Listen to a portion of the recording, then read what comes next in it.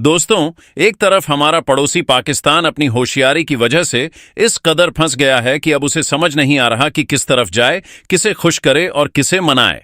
और दूसरी तरफ भारत बिना कोई शोर मचाए, बिना कोई बड़े बड़े दावे किए, बिल्कुल चुपचाप मिडिल ईस्ट की सबसे खतरनाक समुद्री गलियों से अपने जहाज सुरक्षित निकाल रहा है और अपनी एनर्जी सप्लाई बिना किसी रुकावट के जारी रख रहा है। तो आज हम पूरी कहानी समझेंगे। पाकिस्तान की होशियारी, उसके गले की फांस कैसे बनी, यूएई ने अचानक अपना कर्ज क्यों मांगा, ईरान पाकिस्तान में कदम रखने से क्यों डर रहा है, भारत के जहाज किस नए रास्ते से निकल रहे हैं, ओमान का रोल क्या है और पाकिस्तान की जनता के साथ उसकी अपनी सरकार ने पेट्रोल के नाम पर कैसा बड़ा धोखा किया। सब कुछ एकदम सीधी और आसान भाषा में। लेकिन उससे पहले अगर आप चाहते हैं कि भारत की आवाज पूरी दुनिया तक पहुंचे और हमारा देश हर क्षेत्र में आत्मनिर्भर बने, तो इस वीडियो को लाइक करें और सब्सक्राइब बटन दबाकर इस चैनल को सब्सक्राइब करें। दोस्तों, पहले पाकिस्तान की पूरी कहानी समझते हैं, क्योंकि इसे समझे बिना पूरी तस्वीर नहीं बनेगी। देखिए, पाकिस्तान को हमेशा से यह लगता रहा है कि वो मिडिल ईस्ट की राजनीति में एक बड़ा और अहम खिलाड़ी है। सऊदी अरब से पैसे लेता है, यूएई से पैसे लेता है, चीन से पैसे लेता है और फिर सबको एक साथ खुश रखने की कोशिश करता है, यानी एक साथ कई नावों पर सवार रहने की कोशिश। लेकिन जैसे कहते हैं ना कि जितनी बड़ी चादर हो उतने ही पैर पसारने चाहिए। पाकिस्तान ने कभी यह बात नहीं मानी और अब यही बात उसके गले की फांस बन चुकी है। कहानी तब शुरू हुई जब पाकिस्तान ने सऊदी अरब के साथ एक नाटो जैसा रक्षा समझौता साइन किया।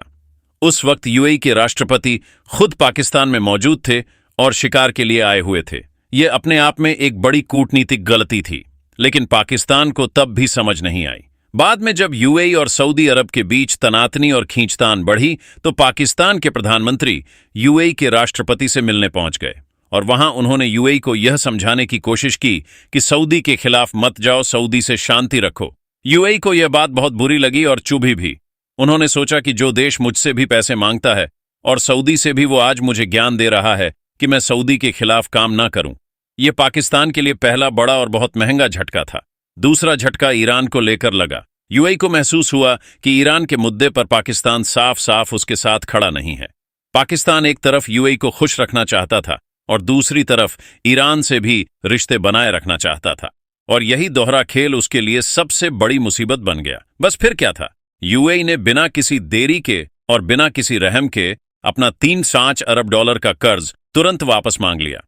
शुरुआत में पाकिस्तान ने यूएई को मनाने की बहुत कोशिश की, हर तरह से समझाया, हर तरह से गुजारिश की, लेकिन यूएई का दबाव इस बार इतना भयंकर और इतना कड़ा था कि पाकिस्तान को झुकना ही पड़ा। अब पाकिस्तान ने इस कर्ज को अलग अलग किस्तों में चुकाने का फैसला किया है।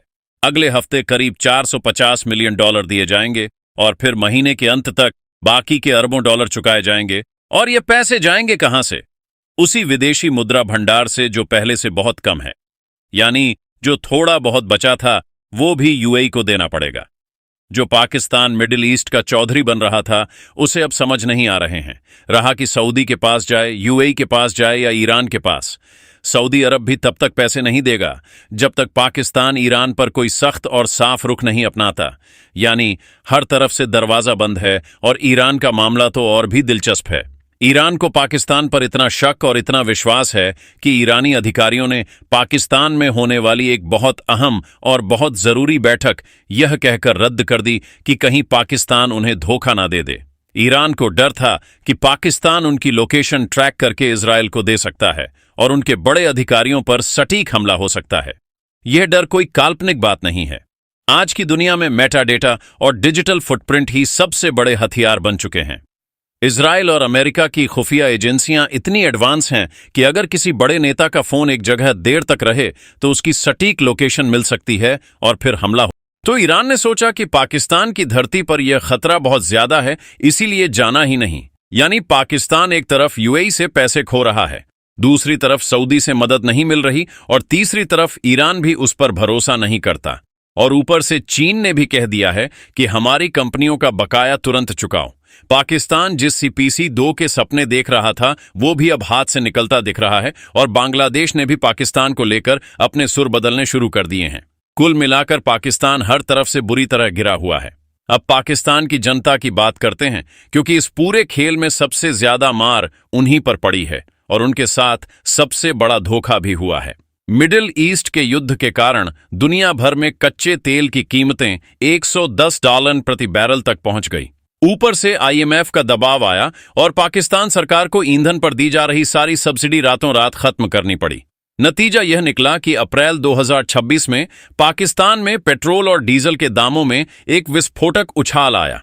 पेट्रोल की कीमत में सीधा 42% का इजाफा हुआ और यह RS-321 से उछलकर RS-8 पाकिस्तानी रुपए प्रति लीटर हो गया। डीजल 55% बढ़कर IC120 पर पहुंच गया। मिट्टी का तेल भी RS-7 लीटर हो गया और इस आग के पीछे सिर्फ अंतर्राष्ट्रीय बाजार जिम्मेदार नहीं था। पाकिस्तान सरकार ने अपना राजस्व घाटा पूरा करने के लिए पेट्रोल पर RS-20 पर पेट्रोलियम लेवी को RS-15 से बढ़ाकर RS-160 कर दिया था। मतलब जनता की जेब पर दोहरी मार। एक तरफ अंतर्राष्ट्रीय बाजार की वजह से तेल महंगा और दूसरी तरफ सरकार का भारी लेवी। जब पूरे देश में हाहाकार मचा, जनता सड़कों पर आ गई और पेट्रोल पंपों पर मीलों लंबी लाइनें लग गईं, तो प्रधानमंत्री शाहबाज शरीफ को देर रात देश को संबोधित करना पड़ा। उन्होंने बड़े गर्व से ऐलान किया कि वह जनता को राहत देने के लिए पेट्रोल के दाम RS प्रति लीटर घटा रहे हैं। जनता खुश हो गई। टीवी पर बड़ी बड़ी खबरें चलीं, लेकिन यह सब झूठ था।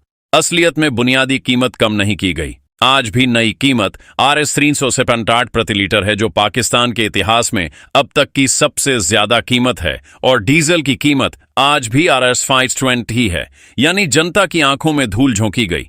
थोड़ा घटाया और बड़ी घोषणा कर दी। ट्रकों की ढुलाई महंगी, खेती महंगी, पब्लिक ट्रांसपोर्ट महंगा, हर चीज का दाम ऊपर। यही है पाकिस्तान की सरकार का असली और बहुत कड़वा चेहरा। लेकिन दोस्तों, अब तस्वीर का दूसरा और बेहद उत्साहजनक रुख देखिए।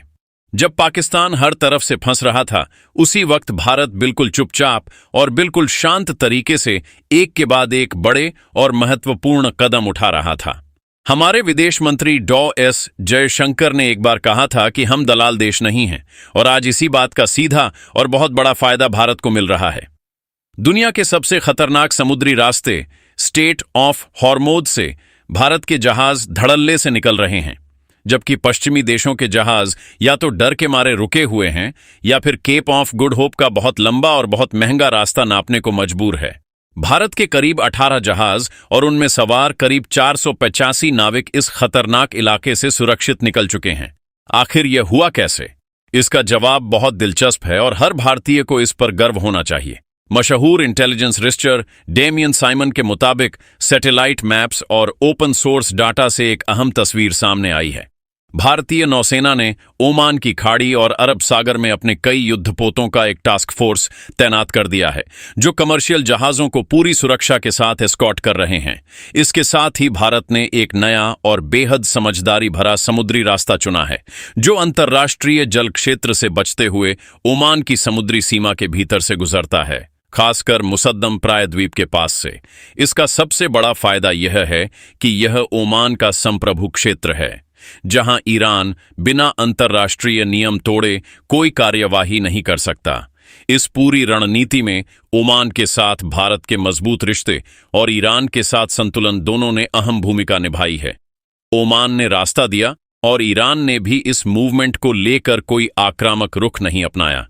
यानी भारत ने बिना किसी टकराव के चुपचाप अपनी एनर्जी सप्लाई को सुरक्षित रखा है। तेल और गैस की सप्लाई जारी है और देश में कोई बड़ा संकट नहीं दिख रहा। यही वजह है कि जब दुनिया के कई देश अपने जहाजों के लिए नए रास्ते ढूंढने में लगे हैं, भारत पहले ही एक सुरक्षित और स्थिर कॉरिडोर तैयार